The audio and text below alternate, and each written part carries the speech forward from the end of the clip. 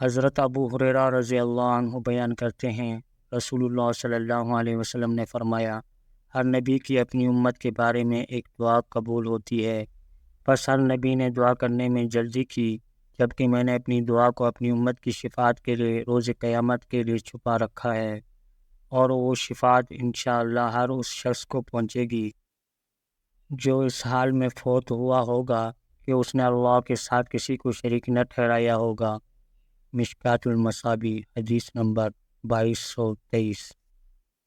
حضرت ابو ہریرہ رضی اللہ عنہ بیان کرتے ہیں، رسول اللہ صلی اللہ علیہ وسلم نے فرمایا، جب تم میں سے کوئی دعا کرے تو یوں نہ کہے، اے اللہ اگر تو چاہے تو مجھے بخش دے، اگر تو چاہے تو مجھ پر رحم فرما، اگر تو چاہے تو مجھے رزق عطا فرما، بلکہ اسے چاہیے کہ وہ پورے عزم کے ساتھ دعا کرے، کیونکہ وہ جسے چاہے معاف کرتا ہے، اسے کوئی مجبور کرنے والا نہیں۔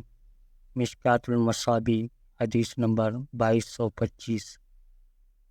حضرت ابو ہریرہ رضی اللہ عنہ بیان کرتے ہیں، رسول اللہ صلی اللہ علیہ وسلم نے فرمایا، بندہ جب تک کسی گناہ یا قطع رحمی کے بارے میں دعا نہ کرے، اس کی دعا قبول ہوتی ہے، بشرطیہ وہ جلد بازی نہ کرے۔